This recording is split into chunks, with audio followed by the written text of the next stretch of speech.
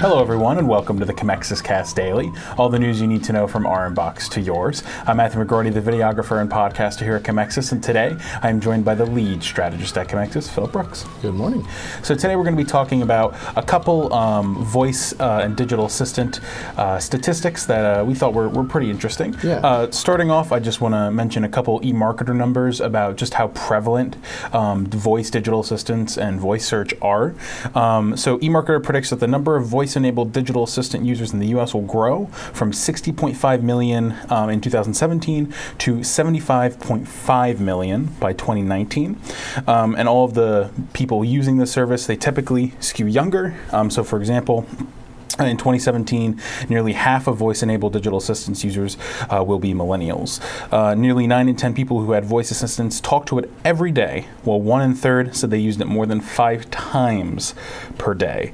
And a poll of U.S. internet users conducted by Pew Research Center early last year found that 42% of respondents used a virtual assistant on their smartphone more than any other device, including smart speakers like Google Home and Amazon Echo. I think that number is both quite large, but not super surprising, just because we always have our phones on ourselves, and I think that dovetails pretty well into people being more willing to use voice search in public, which is what Greg Sterling wrote about on Search Engine Land. Yeah, so this article by Greg Sterling utilizes data from Stone Temple Consulting, which is Eric Enge's firm. If you've known about search marketing, you know he's a big name in the field, and this is the second such study they've done on this particular topic. They did one last year as well. There's a lot of stuff that we can pull away from this, but I think some of the most important parts that are most relevant to our findings or our business model is simply just that voice search is becoming much more prevalent, not just in the home, but in public, and this kind of builds on what Matt's already said.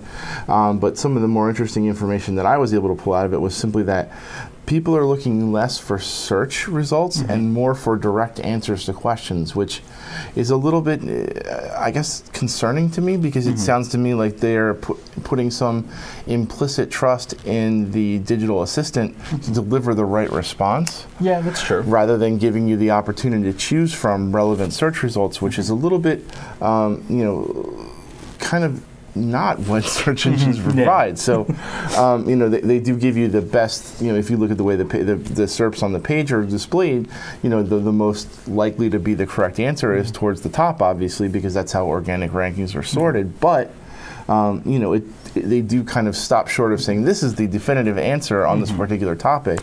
And, it sounds like people are actually looking for that kind of endorsement. Here's some interesting, just to pull from the segments are, college-educated married men 25 to 44 years old making between $50,000 and $99,000 and living on the West Coast are the most likely to use voice search and voice commands on their smartphone. So, I mean, I don't know how much more drilled down you can get than that if you're advertising. It's quite specific. But they do say that, by and large, the majority of people still feel the most confident using this at home and alone. Yeah. So that means the actual home units, Google Home, Amazon Alexa, that kind of stuff, still are the primary source for voice search out there, and the primary means by which they're gathering data for the most part, I would imagine.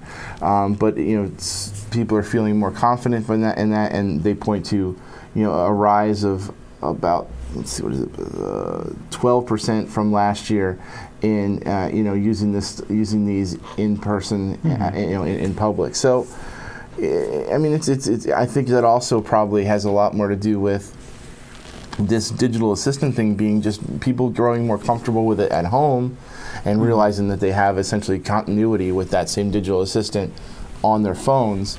It's a feature that they hadn't used prior, but now they see how it works for them at home. They're like, all right, well, now I feel a little more confident using it on my phone. The New York Times on Saturday posted 2 reports, one of which was that the New York Attorney General is going to investigate a firm that sells fake followers, and the New York Attorney General is Eric T. Schneiderman.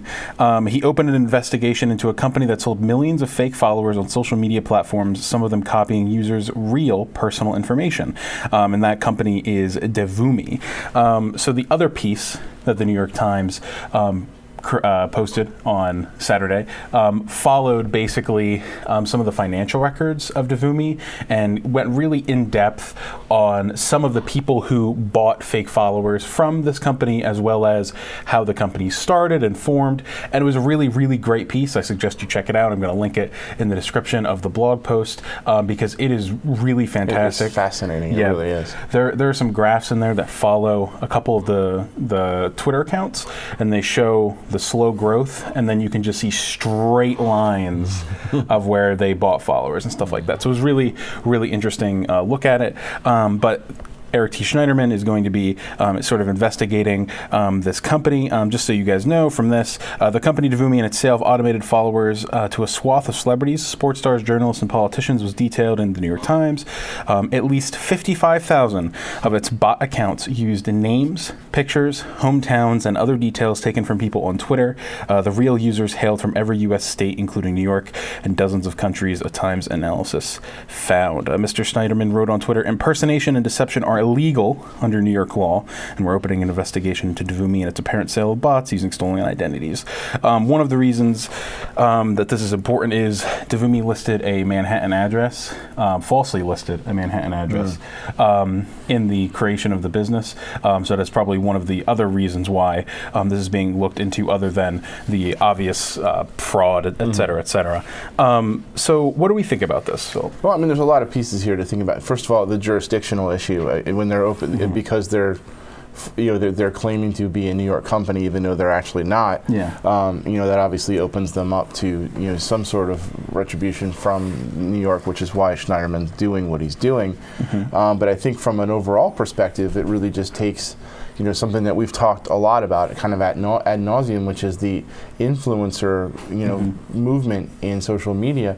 It really kind of puts in perspective how tenuous that really is, because when you think about it, you're basing a lot of your decisions on whether or not to invest in a social media influencer on their size of their followers, and here's rock solid proof that many of the celebrities or people that we would consider to be ideal influencers may very well be using fake bots and things like that to boost their subscriber numbers, and therefore make themselves look like more attractive as influencers to begin with. Yeah, there's a statistic that was posted in the other article that is not in this piece, but I think it was, if you have about 100,000 Twitter followers, you can get about $2,000 in deals and promotional deals. But if you have 1 million, you can get 20,000.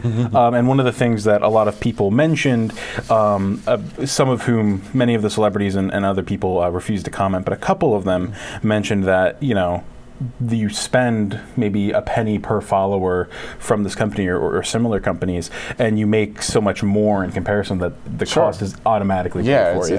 I think just to boost that up, but it's a lot of the things that I thought was really interesting. I mean, just the implications of what you can do with that many bots to turn towards one way or the other. You can really influence the direction of what's being talked about on Twitter, the topics, things like that. Like, you could, with that kind of, you could basically boost a hashtag to get it right into the Twitter, right into the Twitter feed, and make sure that people are seeing it, even if it's not that, it takes that story and really just turns it towards whatever your will wants it to be. So that's a huge amount of influence to wield. And I think that as traditional ad agencies are being kind of compared to the new media and social media in general as a replacement for what we would term traditional advertising, this really is kind of a feather in their cap to say, look, this is something that we've been saying all along, that we don't understand the actual value of an influencer and what they're able to provide, because we can't even get hard numbers as to how many people they're actually gaining impressions on. We're talking about Google's featured snippets. So earlier this week, Google released a blog post about featured snippets, and for those of you who don't know what they are, basically if you type in typically a question into Google, or if you ask a question through a voice assistant of some kind, Google on the web page will load up. It'll show you a couple ads probably in the front, depending on what you're searching, and then it'll show you a little snippet of a website that normally has some sort of answer, hopefully the correct answer, though in some cases relevant to your search. Relevant to your search. So this is both for written and video content. I know sometimes when I Google something like a tutorial, something, videos come up, and then they also have, hey, you should start here at this video, and this is where you'll find the information, which I think is quite useful. So just to give a general idea about how accurate these tend to be before we get into some of the questionable inaccuracies that they've had. A third-party test in 2017 done by Stone Temple found a 97.4% accuracy rate for featured snippets and related formats like the knowledge graph information. And typically these are used best for mobile devices where you don't want to click a bunch of links or voice assistants.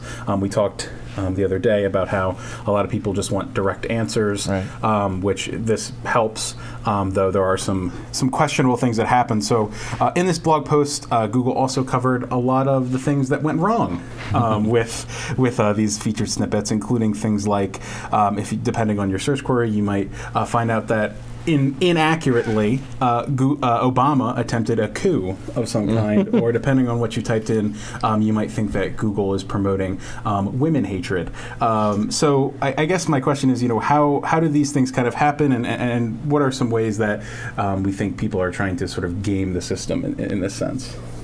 Well, I think the proliferation of responses to a lot of these results, really confuse the machine learning aspect of what comes back when these search results are delivered, and based on a lot of the ranking factors that they have there. But you see, you just watch your Facebook feed. If you have at least the kind of the different types of opinions that you see in there, and the types of sources being served up by your friends and family, your family especially, you may see some of these these results that are given credence, and Google's machine learning doesn't really know the difference, and if it sees that people are utilizing these particular sources over and over again, it's going to start to give them some sort of credence and authority, and that's where they're going to start showing up.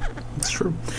So one of the things, Amy, you and I talked about a little bit before we did the podcast was kind of the ways that people can and brands can try and get onto featured snippets. And it seems like at the moment there's a couple relative ways, but nothing super clear-cut. That pretty much sums it up nicely. I mean, we have seen clients get on rich snippets in different ways. I mean, interestingly, we have had some where they had some really good content written about maybe a bit of a niche kind of service, and they managed to get the rich snippet for that service, which is great. Anyone searching, it's going to see you. That's an awesome place to be. We've also seen it for kind of question-answer stuff. Which is also really good. I mean, like you said, most of these rich snippets are based on a question. They're also used very much for voice-related searches, so that makes a lot of sense that they would be question-based. As for getting a rich snippet, I think what becomes tough is if you're typing in a question, as we know with Google searches, there's a million ways to kind of say the same thing. So if you're thinking a question is relevant, there's no rich snippet that exists, and you go, I'm going to go for it. I'm going to answer this question. You might get it, but there's also still no guarantee that it's a high traffic search where you're going to get a lot from it. So to what extent does doing some keyword research or some long tail keyword research in advance sort of help that? It's a little difficult to do long tail keyword research.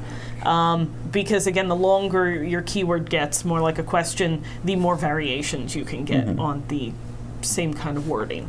I think your best bet is just to really consider what somebody might be asking. There might be some ideas with formatting if you have a short answer, because we know a rich snippet's going to be a short answer, and then have your longer content within a blog post, a service page, whatever you're trying to provide, or if you are specifically writing content to answer a question, that might help you get a rich snippet.